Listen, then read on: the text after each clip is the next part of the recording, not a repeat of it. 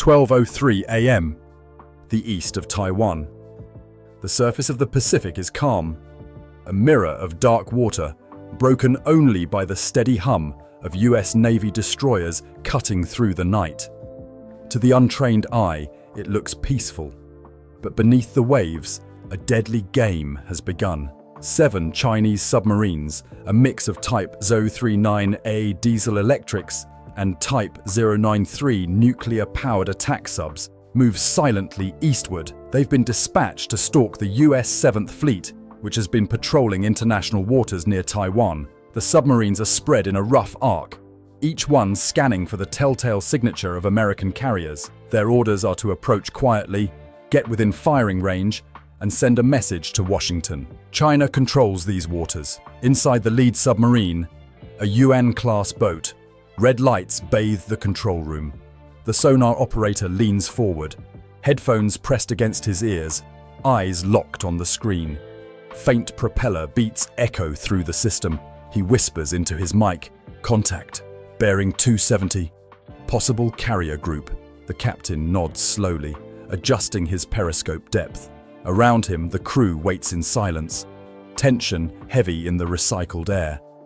They believe they've found their prey, but what they don't know is that the prey already knows they are there. For weeks, US intelligence satellites have tracked unusual submarine deployments from Hainan Island and bases along China's coast. Undersea listening stations in the Philippine Sea picked up propeller signatures as the Wolfpack sailed south. By the time they approached Taiwan, the US Navy had them mapped. Every submarine's position, every bearing, every depth was known. And waiting were 2 hunters of America's own, USS Chicago and USS Tucson, Los Angeles-class attack submarines, already in position like sharks circling their prey. Above the water, a P-8 Poseidon maritime patrol aircraft flew wide arcs, dropping sonar buoys that stretched an invisible net across the ocean. The Chinese submarines believed they were stalking. In reality, they were walking into a trap. 12:41 a.m. The first submarine edges into the net. The sonar buoys begin to sing, faint pings bouncing off steel hulls and transmitting the echoes upward. On the P-8 screen, glowing dots appear one by one. Operators mark them with steady hands. The entire Wolfpack is exposed. Back aboard the USS Chicago, the sonar room hums with quiet intensity. Operators listen to the undersea symphony, the low thrum of diesel engines, the faint hiss of nuclear reactors, the whine of propellers. Every sound is logged, matched, and confirmed. Target 1, UN class, range 9,000 yards, depth 400 feet. Target 2, Type 093, range 12,000 yards, descending fast. The captain leans forward, his voice calm. Maintain tracking, hold fire until they're all inside. Minutes pass. The Chinese fleet moves deeper, drawn toward the decoy signals the Americans have seeded. They think they are closing in on a carrier. In truth, they are being funneled into the jaws of death. 1:02 a.m. All 7 submarines are in the zone. The order comes quietly over encrypted channels. Execute.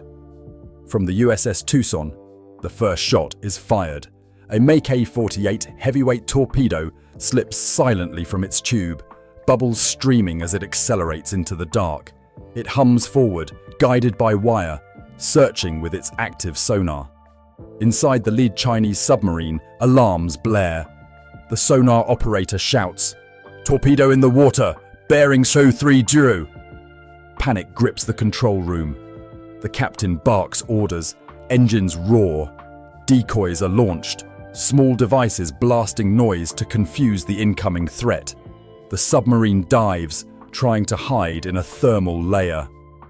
But the Mk-48 is relentless. It ignores the false echoes, cuts through the water with lethal precision, and locks onto the real target. At 1:07 a.m., the torpedo strikes.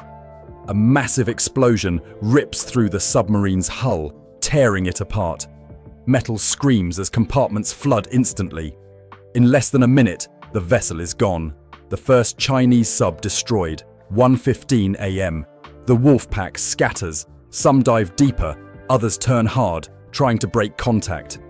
Inside one Type 093 nuclear sub, the captain shouts for flank speed. His crew braces as the reactor surges, but fleeing only reveals their position more clearly. The USS Chicago fires its own Mk-48. The torpedo slices through the depths, hunting with mechanical patience. Chinese sailors race to counter, deploying decoys, maneuvering wildly. But the Mk-48 adjusts with every move. At 1:22 a.m., it slams into the submarine's stern. The blast shatters the propeller shaft, tearing the vessel in half. A plume of oil and debris surges upward. The second submarine is gone. 1:30 a.m., the battle expands. A third submarine, desperate, rises closer to the surface and launches a pair of anti-ship cruise missiles. The projectiles streak upward, breaking the waves, heading toward the American fleet. On the USS Bunker Hill, radar operators pick them up instantly. Missiles inbound, bearing 240.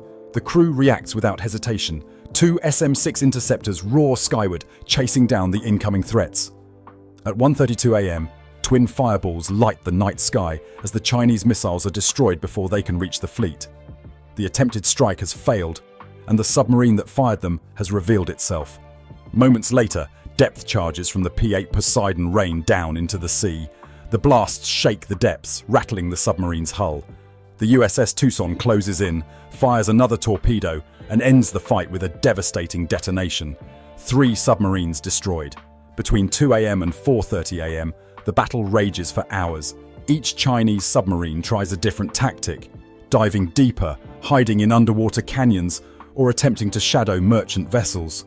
But the US net is too tight. Sonar buoys track every move. American submarines hunt with methodical precision. Destroyers on the surface pin down stragglers with active sonar blasts, forcing them upward where they are easy prey. At 3:14 a.m., another Type 039 is caught trying to slip eastward.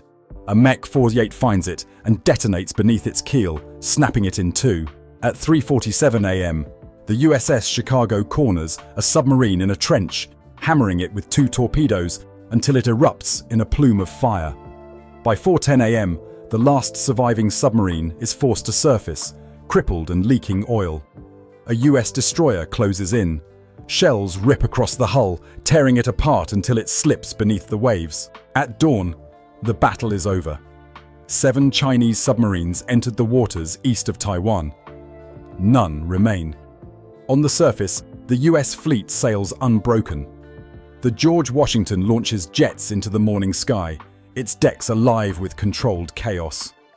Below, the USS Chicago and USS Tucson prowl silently, victorious hunters returning from the kill. The Pacific looks calm again, but the cost of the night is written in oil slicks, floating debris, and the faint echo of shattered steel sinking into the abyss.